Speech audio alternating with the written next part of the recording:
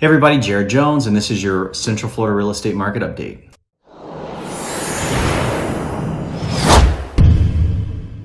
So let's get started. The area that I'm looking at, all of Orlando metro area, added Winter Garden, added 34711 in Claremont. Here's what's going on the last week. And I'm comparing this to the same exact data criteria from a month ago, which would bring us into the fourth week of April by comparison. Number one, 275 homes hit the market in the past week. This is up 12% over the same week a month ago. Number two, there were 381 pendings.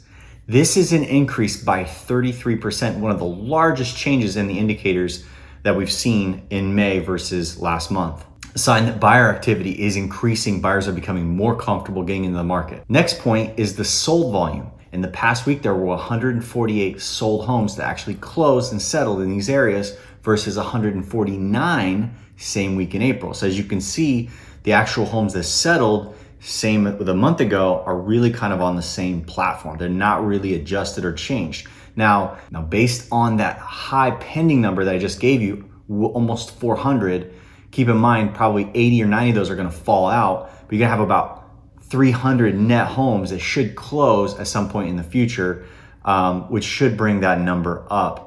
So a troubling indicator in April at this time that I pulled, same week last month, the volume of homes that went under contract with a buyer and a seller coming to agreement on terms, the amount of homes that fell out, there were one home falling out for every two that went under contract, which is really high. When you have 50% fallout, that's a really high number. And a lot of that was due to the buyers really kind of being nervy still in the marketplace. The other thing was that lending was changing a lot and everybody was trying to get their bearings on exactly what was going on in the lending market. Fast forward to a month later, it's at 22% last month. So that means only one home out of five that went under contract actually fell out from the past week as a snapshot indicator. Now, one key indicator that I do want to bring up is what happened this week in 2019?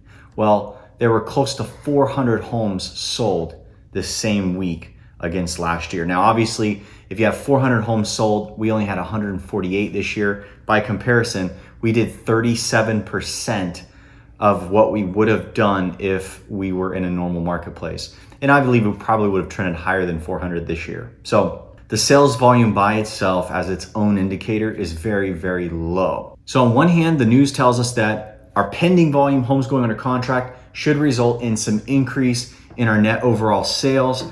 I see our numbers in June probably going up in terms of sold volumes at close, probably 15-20% based on the pending volume. But also understand this, we are well off of the numbers from where we would have been without the COVID situation. Understandable on its own, but one thing that is important to notice is that we went from April to May, and May did not really see a massive capture in terms of increased sold volume. So it wasn't like, okay, now we're reopening the state, all that positive news. Obviously, there's still a little bit of a shuddering there. And then that has to do with a lot of things. I mean, Florida by itself has a lot of activity of relocation, right? So people are relocating in for medical reasons, usually tourist related jobs. Those kinds of things, those people are on hold. So all that relocation activity is on hold. Obviously, there's the second home market, vacation home market. A lot of that is on hold. Some interesting things that I'm noticing though, is that anything that really has to do with the local market is still thriving. I really thought the 55 plus community was gonna have a hard time. The numbers are really bleak for that community in April, and they have sprung back. Activity in 55 plus is really good. There's a lot of homes that still left the market. There's still buyers engaging that market. And so, that is really intriguing to me. So the other thing though, is a lot of our relocation market has to do with a massive migration from New York. A lot of that has to do with a number of things, cost of living, the quality of life. All those standards are reasons why people move from one place to the other. There's reasons why people move from Florida to New York and a lot of in big numbers. But the point is, how many people are relocating from New York right now, for instance, when that is a big populous area that is moving by the thousands into Florida every year?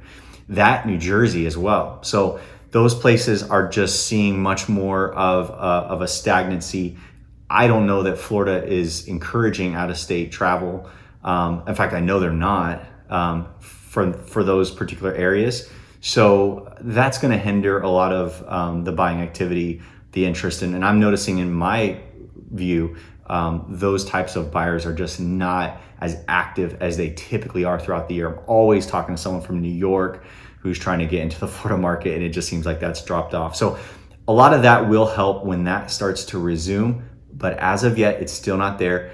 Based on what I'm seeing now, it seems like it's going to trend better into June. And so a lot of the economy depends on where the markets are. It's super healthy still.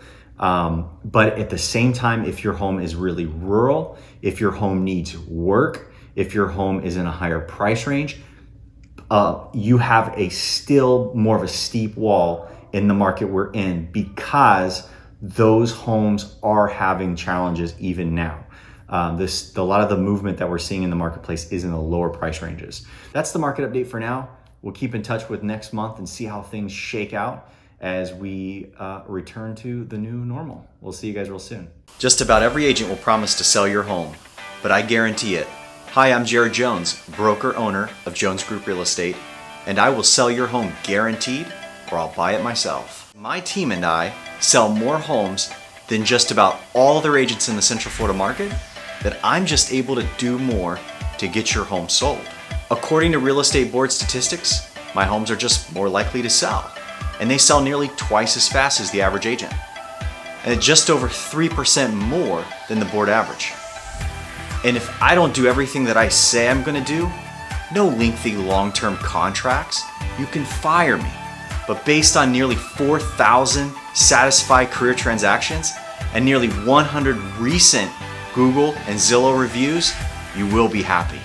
With over 2,000 active buyers in my database, there's a good chance that I already have a buyer for your home. By the way, looking to avoid listing altogether and just sell your home direct to a buyer? I have buyers who will cash you out in as little as 2 to 3 weeks and allow you to set the closing date. Don't let anyone you know list before talking to me, Jared Jones.